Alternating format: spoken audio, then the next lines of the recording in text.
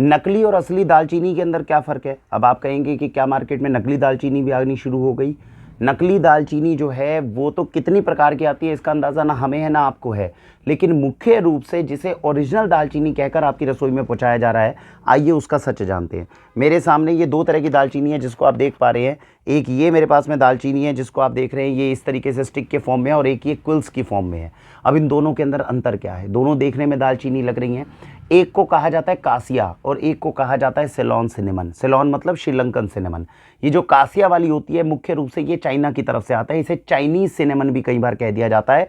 और जो असली दालचीनी, जो दुनिया की सर्वश्रेष्ठ दालचीनी बोली जाती है, उसे श्रीलंकन सिनेमन कहा जाता है, जो मेरे हाथ में है, जिसको आप इस तरीके से कुल्स के फॉर्म में दे सकते हैं। अब दोनों के अंदर अंतर क्या है? देखिए, दालचीनी तो दोनों हैं ये, लेकिन ये वाली जो दालचीनी है जिसको कासिया कहा जाता है, उस दालचीनी का अगर लंबे समय तक उपयोग किया जाए तो आपका लिवर खराब कर सकती है। और जो श्रीलंकन दालचीनी है, इसका अगर लंबे समय तक यूज़ किया जाए तो ये शरीर के अंदर अनगिनत फ़ायदे दिखा सकती है, जिसके बारे में वीडियो के अंदर मैं आपको बताऊंगा कि इसके क्या क्या फ़ायदे होते हैं।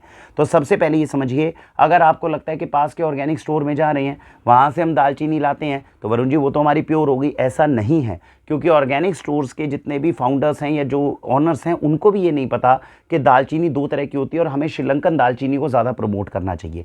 फ़र्क समझते हैं पहले इन दोनों के अंदर क्या फ़र्क है। ये वाली जो है जिसे हम कासिया दालचीनी बोलते हैं, इसका नुकसान क्या होता है? मैंने बताया लिवर के लिए टॉक्सिक है। लिवर के लिए टॉक्सिक क्यों हो जाती है?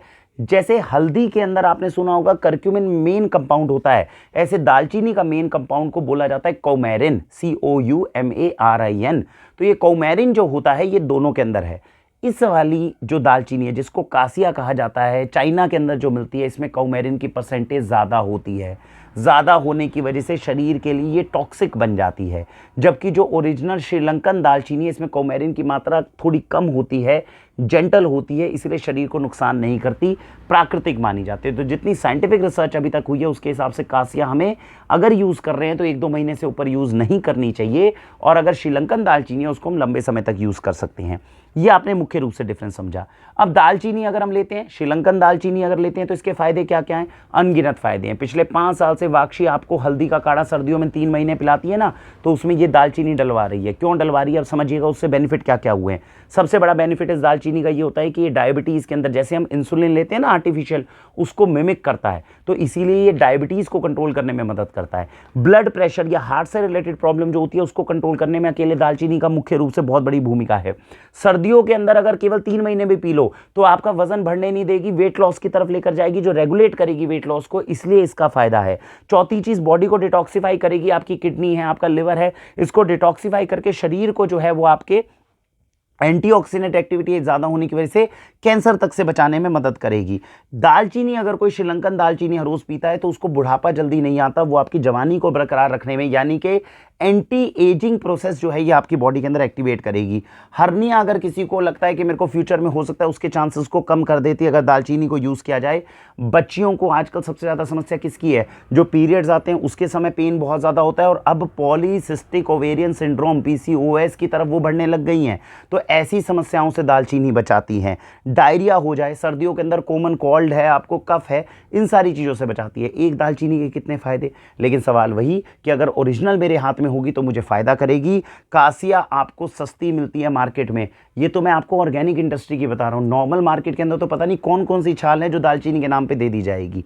समस्या इसमें और ये भी बढ़ जाती है कि आजकल हर चीज़ के फ्लेवर आने लग गए हैं। सपोज़ कीजिए ये बाक है, ये तो मुझे पता है कि दालचीनी के, क्योंकि ऑर्गेनिक इंडस्ट्री की है तो ओरिजिनल मुझे पता है, लेकिन अगर किसी भी पेड़ की छाल के ऊपर अगर सिनेमन का फ्लेवर डाल दिया जाए और उसे दालचीनी के नाम से प्रमोट कर दिया जाए तो ऐसा धोखा भी आपके साथ में कभी भी हो सकता है, क्योंकि ऐसा ऑलरेडी धोखा जो है वो हींग के साथ में शुरू हो गया है मार्केट के अंदर। तो अगर पहले मैंने बताया ऑर्गेनिक स्टोर में जाएंगे तो वहां जाकर बोलिए कि सेलोन सिनेमन चाहिए, श्रीलंकन सिनेमन चाहिए। अब मैं आपको बताऊंगा दोनों का फ़र्क क्या होता है, दोनों के बीच में कैसे फ़र्क करें कि हमारे घर में जो ओरिजिनल आ रही है वो ओरिजिनल दालचीनी है कि नहीं। श्रीलंकन दालचीनी जो होती है, अगर ध्यान से देख पा रहे होंगे तो इसके अंदर जो है बहुत पतला पतला आपको दिखेगी, जो इसकी ये है ना बाक जो है ये बहुत पतली होती है। अगर मैं इसको तोड़ना चाहूँगा ना, ये देखिए कितने आसानी से टूट गई।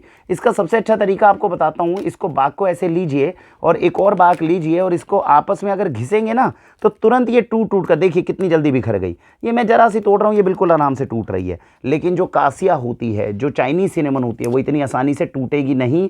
ये आपस में अगर मैं घिसूंगा तो देखिए ये पाउडर भी नहीं बन रही है, इसके अंदर से पाउडर ज़्यादा नहीं निकलेगा, बहुत कम कम निकलेगा। तो ये जो है ये अगर मैं ऐसे देखिए कितनी ब्रिटल टूटी है, जबकि वो देखिए इतनी देर में ये कितने सारे तिनके हो गए और ये बिल्कुल ब्रिटल तरीके से टूटी है। इसको अगर मैं घिसूंगा, ये तो मैं ओरिजिनल चाइनीज़ सिनेमन की बात कर रहा हूँ, इसको घिस रहा हूँ तो इसका पाउडर नहीं आ रहा।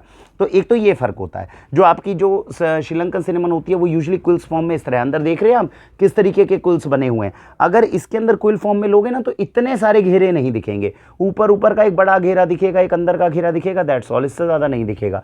तो ये इसकी पहचान का तरीका है। इसको जो श्रीलंकन दालचीनी होती है, इसको जब स्मेल करोगे तो बहुत स्ट्रॉन्ग स्मेल आए ऐसा नहीं है, लेकिन इसका फ्लेवर जेंटल होता है।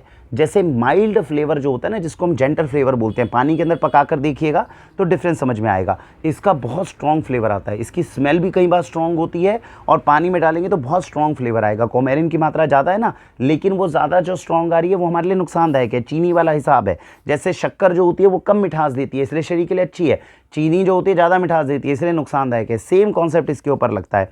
इसके बाद में जो है ये वाली सस्ती आती है, ये वाली जो है महंगी है। श्रीलंकन दालचीनी काफ़ी महंगी होती है, लेकिन उसके बाद में परख कर लेना है ताकि गलत चीज़ ना आ जाए। और टॉक्सिक और बेनिफिशियल का इफेक्ट बताया। तो कहने का मतलब ये है, पिछले 4 साल से वाक्षी आपको हर सीज़न के अंदर जो काढ़ा अलग अलग औषधियाँ चेंज करती रहती है ना पूरा साल आपके, उसके पीछे कई बार ये कॉन्सेप्ट्स होते हैं। पूरे कॉन्सेप्ट्स हम आपको बता नहीं पाते, लेकिन 4 साल से वाक्षी की एडवाइस पर जिन लोगों ने नवंबर, दिसंबर, जनवरी, फरवरी ये 4 महीने भी हल्दी का काढ़ा पिया और इस दालचीनी का काढ़ा पिया है, शरीर को पूरे तरीके से नया करने में काम हो जाता है। तो नवंबर दिसंबर का ये समय जब मैं वीडियो बना रहा हूँ, मेरी आपसे हाथ जोड़कर विनती है, हल्दी वाला दूध या हल्दी वाला काढ़ा इसको ज़रूर पीजिए, परिवार को ज़रूर पिलाइए।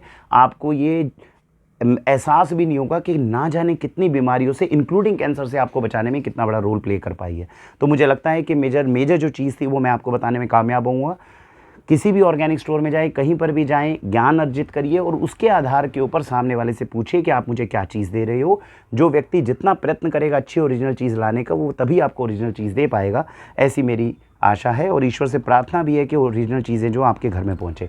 इसी के साथ भारत वंदे मातरम।